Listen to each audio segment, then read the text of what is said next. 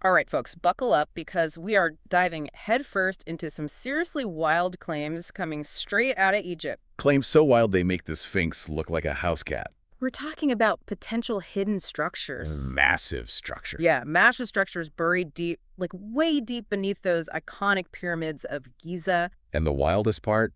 It's all thanks to some super high-tech satellite imagery, like something out of a sci-fi movie.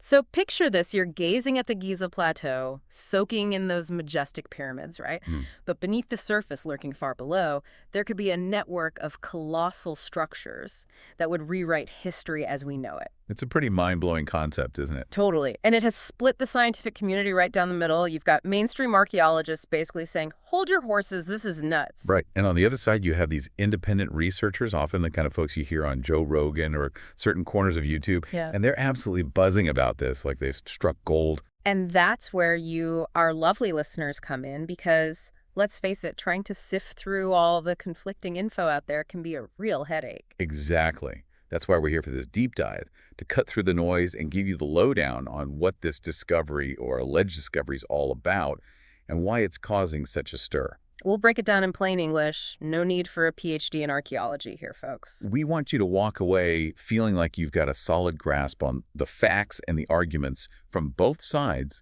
so you can form your own informed opinion. Now, before we jump into the nitty-gritty, let's quickly introduce the key players in this whole saga, the folks who are making these extraordinary claims. It all started with a team of Italian researchers led by a former professor of organic chemistry named Card Malanga. And the main man leading the charge on this project is Professor Filippo Biondo, an engineer with serious expertise in something called synthetic aperture radar, or SAR, for short in Doppler technologies. Yeah, these are basically super sophisticated ways of using satellite spans to peek beneath the Earth's surface. Professor Biondo has a track record of using geophysics to study archaeological sites, so he's no stranger to this kind of work.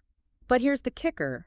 He's claiming to have developed a brand new technique, a novel way of combining SAR and Doppler data that can supposedly see deeper and with more detail than ever before. This is what makes it also tantalizing, the possibility of a technological breakthrough that could unlock secrets hidden for centuries.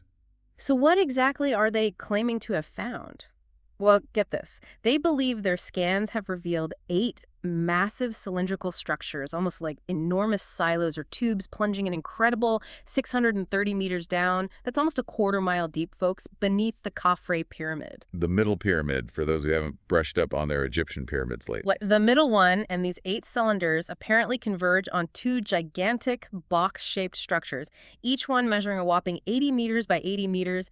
Imagine a football field buried hundreds of meters underground. It's a scale that's almost impossible to comprehend, and that's what makes it so captivating, but also so hard to believe. And it doesn't stop there. Oh, no, they're suggesting this is just the tip of the iceberg. Literally. They're hinting at a potentially vast subterranean network stretching as far as 2 kilometers below the surface, a hidden world beneath the Giza Plateau. And as you can imagine, claims of this magnitude haven't exactly been met with universal applause. Let's just say the reactions have been pretty polarized. Yeah, you've got the more alternative research communities, folks who are already inclined to believe in ancient mysteries and hidden technologies. They're eating this up. Right. For them, it's like confirmation of everything they've always suspected. While mainstream academics, well, let's just say many of them are approaching this with a healthy dose of skepticism. Which is understandable, right? We're talking about a potentially radical rewriting of history here. Exactly. Extraordinary claims require extraordinary evidence, as they say. So let's address the elephant in the room. If these researchers are so convinced there's something down there, why not just grab a shovel and start digging? Ah, that's the million-dollar question, isn't it? But it's not quite that simple. Yeah, I figured there had to be a reason. The Giza Plateau is one of the most important archaeological sites on the planet, and the Egyptian government is incredibly careful about what they allow to happen there. They're not just going to let anyone start digging willy-nilly. Exactly. Any large-scale excavation poses a risk to the existing structures, and they would need extremely compelling evidence before authorizing anything that invasive. So that's where these non-invasive techniques, like the satellite scanning Professor Biondo is using, come into play. Right. It's a way to potentially glimpse what's beneath the surface without disturbing the site itself. And hopefully, if these scans provide strong enough evidence, it could eventually lead to more targeted and carefully controlled excavations down the line. Let's delve a bit deeper into the technology itself. You mentioned SAR and Doppler earlier. Yeah, so just to clarify, SAR, or synthetic aperture radar, is a way of creating super detailed images of the Earth's surface by bouncing radar waves off it from a satellite. It's like taking an X-ray of the ground. Exactly, and Doppler technology is more about measuring changes in frequency, which can be used to detect movement. Think of the way the pitch of a siren changes as it approaches and then passes you.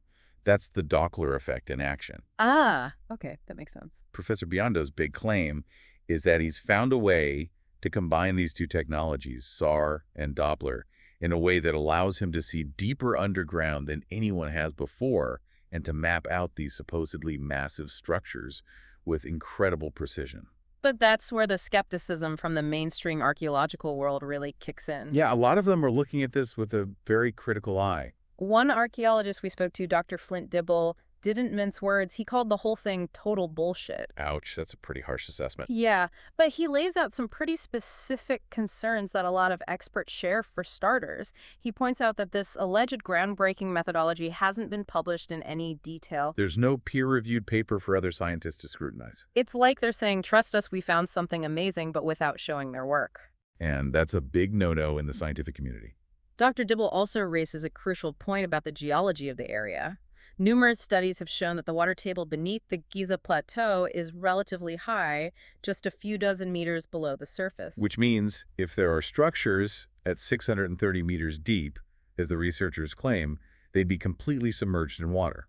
Right, it just doesn't add up geologically. And that's a pretty big red flag. Dr. Dibble also accuses the researchers of engaging in what he calls pseudoscience by going straight to the public with these sensational claims before getting any validation from the scientific community. The peer review process is a cornerstone of science. It's how we ensure that research is rigorous and reliable. So bypassing that process raises a lot of eyebrows. It's like announcing you've discovered a cure for cancer without going through any clinical trials. People are going to be understandably skeptical. And finally, Dr. Dibble takes issue with the researchers' claims of being unfairly canceled. He points out that they haven't even tried to publish their work in any reputable scientific journals. So it's not really censorship if you're not even attempting to play by the rules. Now, to be fair, it's not a complete shutout from everyone outside the mainstream. We did find some alternative voices who are at least open to the possibility of something being down there. Yeah, Jimmy Corsetti, for example, he's got a popular podcast called Bright Insight. And he's been on Joe Rogan a bunch of times. He's often deep into alternative theories about ancient civilizations and stuff. But even he agrees with the concerns about the water table. He points out that the study seems to have completely ignored this crucial geological factor. Which is interesting, right? Even someone who's usually pretty open to unconventional ideas is raising a red flag here. It shows that even within the alternative research community, there's a recognition that you can't just throw out basic science. Then we have Milo Rossi, an archaeology educator who runs the Mini Minuteman YouTube channel. He describes the satellite scan as potentially noisy, meaning there could be a lot of interference or misleading data. He suggests that interpreting those results could be pretty subjective, like a Rorschach test where you see what you want to see. He also points out that most of what we know about this alleged discovery comes from press conferences and interviews, not from peer-reviewed publications. So we're essentially taking their word for it at this point. But to Rossi's credit, he does acknowledge that new technologies need to be tested and refined. He sees this as a potential opportunity to push the boundaries of what SAR technology can do in archaeology, even if these specific claims turn out to be unfounded. So there's a silver lining even if this whole thing fizzles out. Now, another interesting perspective comes from Dan Richards of DDG Dunning the Past. He's not necessarily buying into the claims, but he thinks the level of skepticism might be a bit over the top. He points out that the researchers have mentioned using novel software likely involving AI to analyze their scans. This suggests they might be using cutting-edge techniques that some traditional archaeologists might not be familiar with. Richards uses a cool analogy. He compares the satellite data to sheet music. Someone who can't read music just sees a bunch of lines and dots. But a trained musician sees a symphony. His point is that interpreting this kind of complex data might require specialized expertise. And maybe some archaeologists are too quick to dismiss something they don't fully understand. It's a fair point, but it also highlights the importance of clear communication and transparency. Yeah, if these researchers are using revolutionary methods, They need to explain them clearly to the scientific community so they can be properly evaluated. Now let's address a common argument you hear from folks who are more inclined to believe in ancient mysteries and hidden technologies. They often say that mainstream academics are just stuck in their ways, unwilling to accept the possibility of advanced civilizations in the distant past, or that our current understanding of history is incomplete. It's the classic "they're hiding the truth from us" narrative. Right, but is there any merit to that?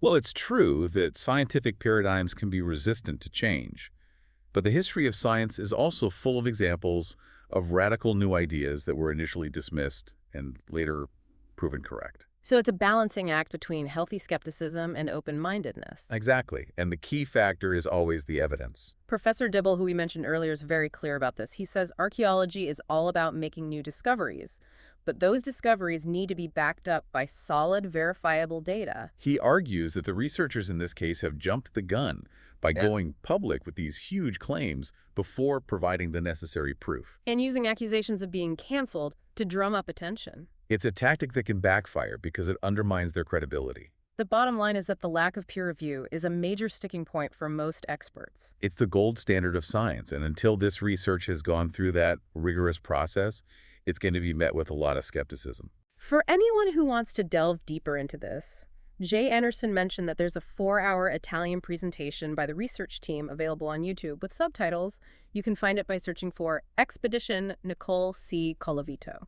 It might provide some more detailed insights into their methods and findings, but it's important to keep in mind that it hasn't been peer-reviewed. So take it with a grain of salt, folks. G. Anderson himself seems to be leaning towards giving the researchers the benefit of the doubt, partly because of Professor Biando's established background in geophysics. He suggests that maybe some of the skepticism is based on underestimating the capabilities of this new technology. But even cutting-edge technology needs to be validated, and its findings need to be reproducible. And here's where it gets really interesting. Anderson states that based on the images he's seen, there is provocative evidence of substantial underground structures beneath the pyramids. So he's not saying he's convinced, but he thinks there's enough there to warrant further investigation. And he emphasizes the need to approach this with an open mind without being dismissive. Which is a good reminder for all of us. It's easy to get caught up in the excitement or the skepticism, but ultimately we need to follow the evidence wherever it leads. We also touched on the idea that if these structures do exist, they might be part of a larger global pattern of ancient megalithic sites that exhibit surprisingly advanced engineering. Which raises even more fascinating questions about the capabilities of ancient civilizations and the possibility of lost technologies. It's like something out of Indiana Jones. But again, it's important to emphasize that these connections are still speculative. Until we have more concrete evidence about the structures themselves. So where does that leave us? Well, we've got this incredibly intriguing claim of a vast hidden underground complex beneath one of the most iconic landmarks on Earth. It's a story that captures our imaginations and makes us wonder about the secrets of the past. But it's also a story that's currently facing a lot of pushback from mainstream science. Primarily because of the lack of peer review and concerns about the interpretation of the data. So it's a bit of a stalemate for now. We need more evidence, more research, and ideally some carefully planned and controlled archaeological work to determine what, if anything, lies beneath the Giza Plateau. And that brings us to a final thought for you, our listeners. This whole saga really highlights the tension between our desire to believe in amazing discoveries and the need for rigorous scientific validation. It's a reminder that extraordinary claims require extraordinary evidence. And that the pursuit of knowledge is a journey, not a destination. So keep an open mind, stay curious, and always question everything. We'll keep you updated on any new developments in this fascinating story. Until then, keep exploring, folks. And never stop digging for the truth. That's it for this deep dive. We'll catch you next time.